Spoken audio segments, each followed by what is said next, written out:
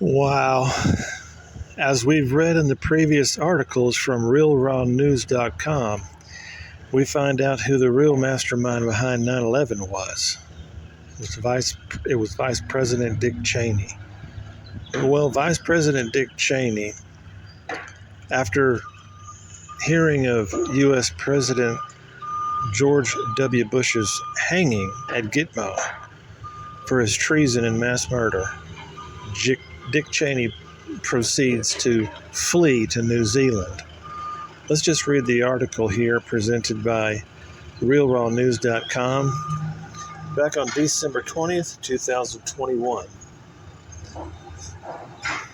On the day George W. Bush was arrested for treason and murder, his former partner in crime, Richard Bruce Cheney, also the target of a military arrest warrant, was at Wyoming's Jackson Airport boarding a CIA-sponsored Boeing 757 bound for New Zealand via an unknown refueling stop, said an Office of Military Commission source speaking under promise of anonymity. The military, he told Real Raw News, had hoped to enforce simultaneous arrests. Bush at his Crawford Ranch and Cheney at his family's property in Jackson, Wyoming. But the man who has been called the most powerful vice president in American history had absconded by the time U.S. Marines arrived at his door with a no-knock warrant. We had the place under surveillance, and Cheney was there 12 hours prior. He must have been tipped off. We didn't know he had an escape and evasion plan mapped out, our source said.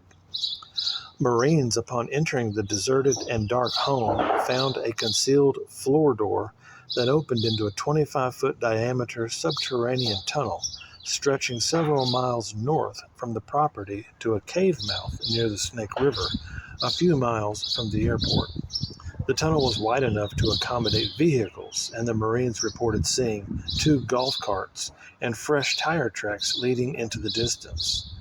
They traipsed through the tunnel and found at its terminus what our source called a souped-up golf cart and nearby skid marks indicative of a helicopter touchdown.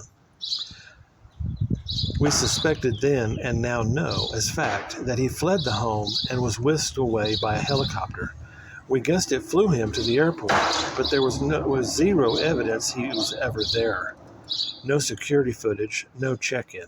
It was a mystery, and only recently did we learn that his CIA allies arranged his escape, our source said. The draft dodger and alcoholic has undeniably strong ties to the deep state-run Central Intelligence Agency. In 1974, Cheney unsuccessfully tried to have the Freedom of Information Act revoked on behalf of the CIA, and a year later helped undermine investigations of CIA scandals. He slowed the end of the Cold War in 1989, promoted the global hegemon role for the U.S. In 1992, hid his work with oil companies in 2001 to set energy policy, endorsed torture and warrantless surveillance in the 2000s, played a leading role in trashing Iraq and the Middle East from the Iraq invasion in 2003 to the present, mysteriously went whole days at the White House without his vice president's office generating any saved email, and presented a danger to civilians, whether they were armed or not, by shooting his hunting partner in 2006, ostensibly for the CIA, not to mention his role in orchestrating 9/11. In short, the military had good reason to seek his arrest, but the CIA openly owed him favors.